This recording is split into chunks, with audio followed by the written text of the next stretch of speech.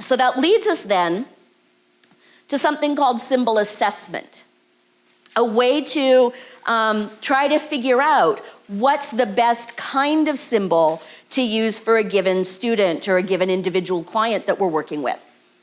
So we don't want to spend, how many of you have spent time with BoardMaker, laminating, Velcroing, right? It takes a bit of time. Now imagine that you spent a whole bunch of time, maybe you've done this, spent a whole bunch of time, you printed, you laminated, you cut, you Velcroed, and then only to discover that the kid doesn't understand the symbols. Oh geez, right? Now we've got to figure something. So rather than do that, right, which now you've wasted a bunch of time and energy and money, how about if at the beginning we spend some time figuring out what's the best kind of symbol for that student before we start making a bunch of stuff, right? So what we want to do is identify the kind of representation that is just right for the student today. Right? My goal is helping the student understand things right now. Not, I'm going to make you some visual supports, you don't understand them yet, but maybe in 6 months to a year you will. No. My goal here is to help the person understand what's going on today.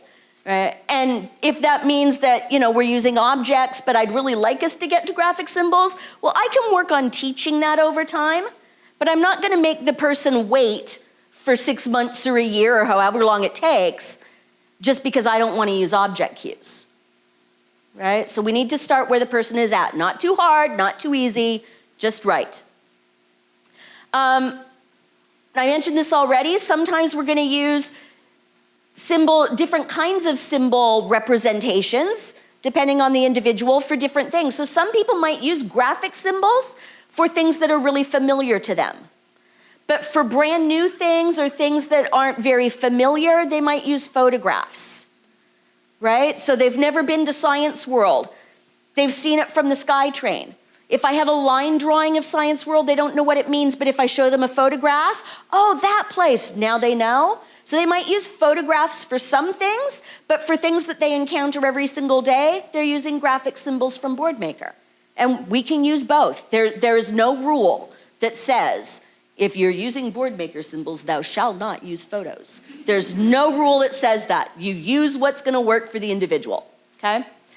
So there are a bunch of different ways that we might assess, right? Sometimes I can go in, if I'm working with a family, I'll go in and I'll ask mom and dad or whoever about the kid's understanding of just common symbols in daily life. So, does the kid understand logos? Is this a kid who pitches a fit every time you drive by McDonald's because he sees the golden arches and you've not stopped, right? Does he understand the Dairy Queen logo? It's usually about food logos, almost always. Does he recognize pictures if you name them? So if you're flipping through a book and say, point to dog, can he point to stuff, right? It appears that he understands representations. Does he like looking at books? Does he look at the pictures? Is he attending to pictures? Do pictures seem at all meaningful?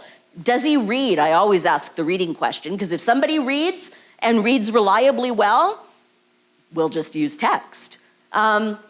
I'll also ask about any symbols that the person's used in the past, and if they have used symbols, how well they worked before, right? If they're not using symbols anymore, why did you stop, right? He never seemed to understand them. Oh, good to know. Maybe symbols, line drawings weren't the way to begin. Maybe he needs photos. So I might ask some questions and get some information that way. I might be able to do some observation. I watch the person with kind of books and print and, is the person turning things to look at them right side up, right? Or is he kind of looking at books any which way, which makes me think representations on the page may not mean a whole lot to him yet, right? So I'm looking for those kinds of things. Most often, however, I'm doing direct assessment. I'm going to go in and do a direct symbol assessment, and I'm going to test a bunch of different kinds of symbols to see which the person seems to understand the very best, okay? So that's often what I end up doing. So if I'm going to do a formal symbol assessment, here's how I do it. I gather about 10 or 15 things that I know the kid's familiar with. A comb, a spoon, a toothbrush, a bar of soap, like not his most exciting favorite things, because then he's just gonna wanna play with them, but a variety of things. Not just toys, not just household items, but kind of a variety of items.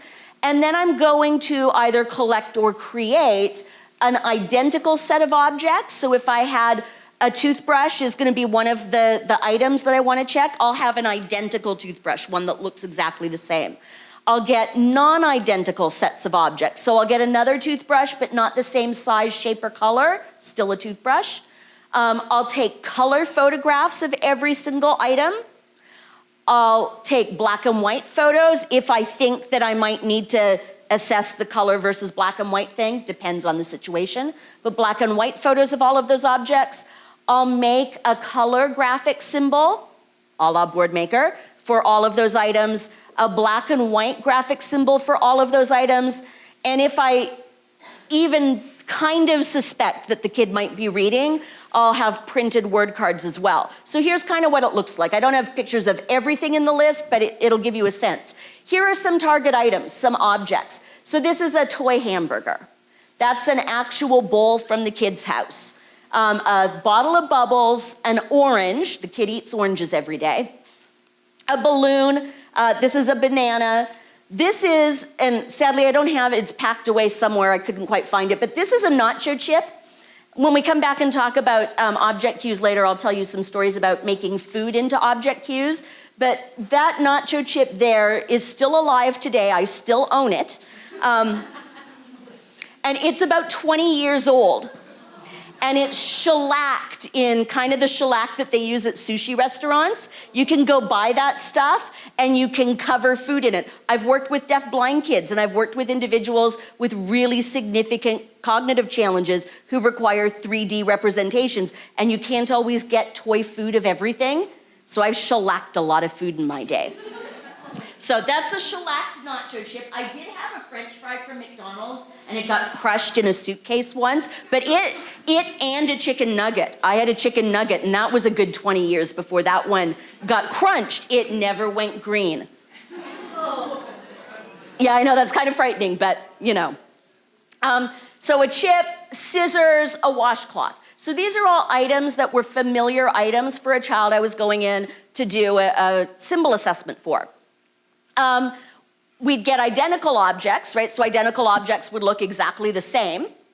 Then we'd have color photographs. So here you see I've taken nice color photographs with a contrasting background, no text. Anybody want to hazard a guess as to why I don't have text on these photos? Think potentially distracting, and also if I'm assessing and I'm trying to figure out if he understands photos, if I have both photos and text, I don't know which part of the equation he's understood. So we separate text out entirely. So that's why there's no text on this for assessment. So there are color photographs. Here are colored graphic symbols. These are picture communication symbols. So you can see again, right, for every single item. These are black and white graphic symbols, so exactly the same things, but with no color. And then here are printed word cards. Okay, so those would be all of my assessment materials.